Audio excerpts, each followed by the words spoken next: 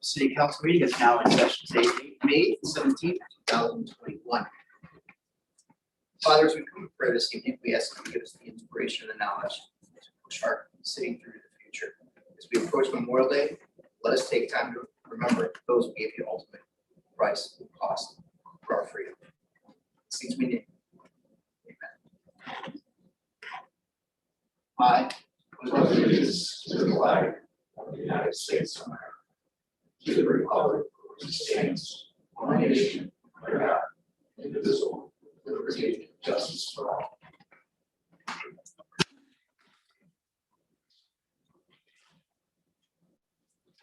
Clerk, please call the roll. Swanning. Here. Booth. Here. David. Here. Winkle. Here. Jacobs. Here. Gillespie. Here. Reeves. Here. Mayor. Here. Service Director. Here. Law Director. Here. Engineer. Here. Auditor. Here. Equipment Council. Thank you. Tonight in our minutes, we have the City Council meeting minutes of May the 3rd, 2021. At this time, are there any changes or corrections? Hearing none, those minutes are approved as submitted. We also have the Mr. President. Yes. Microphone.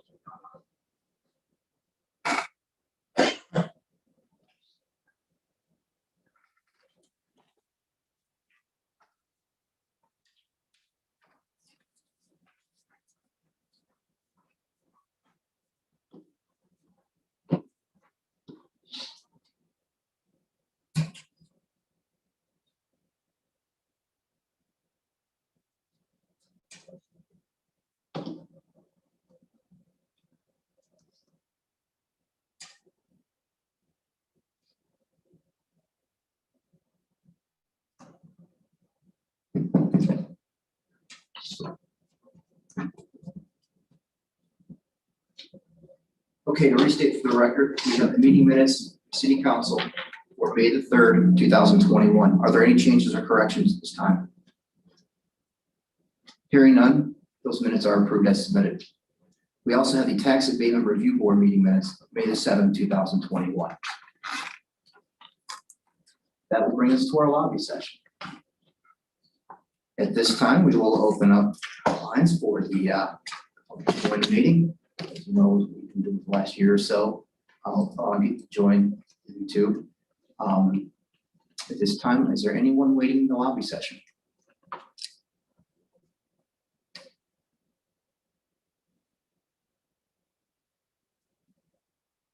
At this time, no one has indicated that they're waiting, but we could pause for. Yes. So we'll pause for 30 seconds, allow people to collect themselves and get online. Again, if you need instructions, you can always call the clerk's office or go to the nridgeville.org page and find the instructions there, which will allow you to join the meeting. You can also send a correspondence prior to the meeting, and it will be read in its entirety here at the meeting, allowing the mayor's administration as well as members of council to address any questions or concerns you might have. So then we'll pause for another 15 seconds here and see if anybody joins our meeting.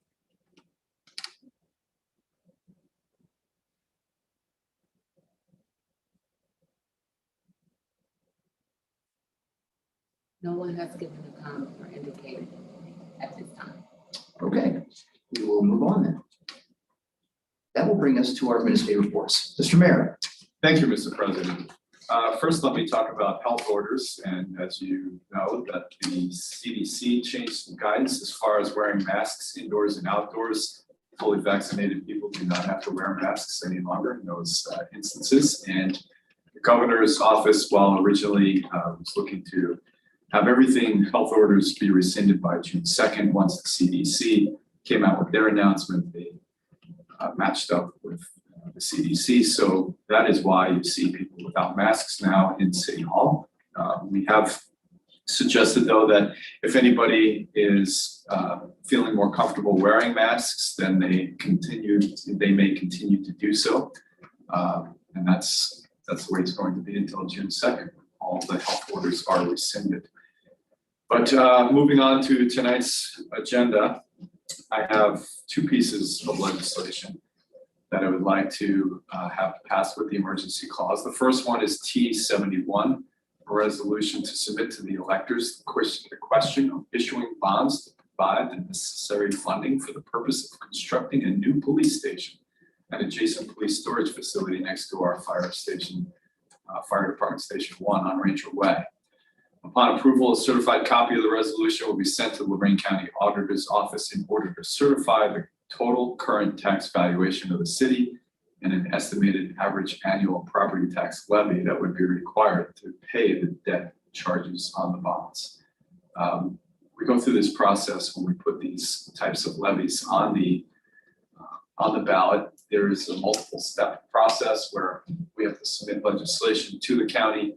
They give us some a response back, then we have to go back to them again at another time. So we're dealing with basically a timing issue, and historically we have always passed this type of resolution with the emergency clause in order to facilitate that timing. The second piece of legislation is T75. It's to advertise for bids and enter into a contract for the traffic paint striping project. Unfortunately, if we wait, we're already looking at having this work done in August. So the longer we wait, the later in the year that work will be performed. On May 24th, we'll have another coffee and conversation with me at 8:30 to 9:30 a.m. here in council chambers.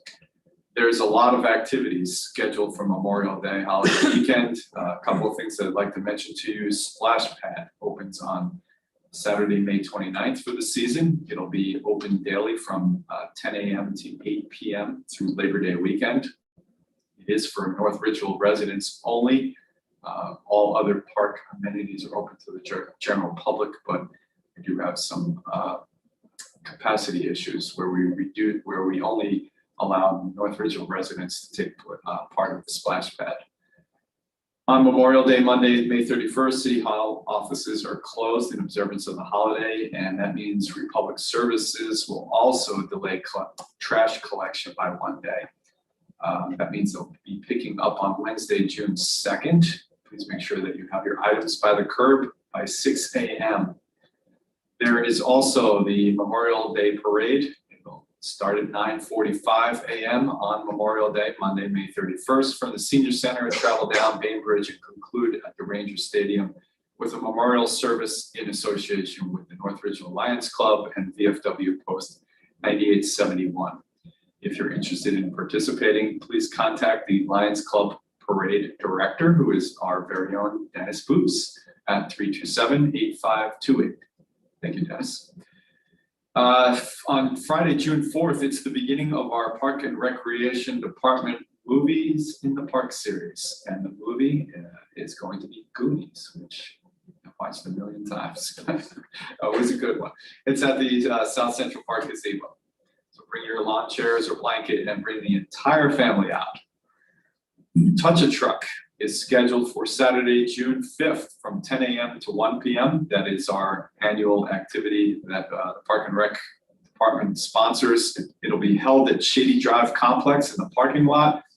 It gets all sorts of big trucks and emergency vehicles there. It's a unique event. It encourages children and certain adults to touch vehicles, ask questions, and even climb inside in order to enjoy a view from the driver's seat.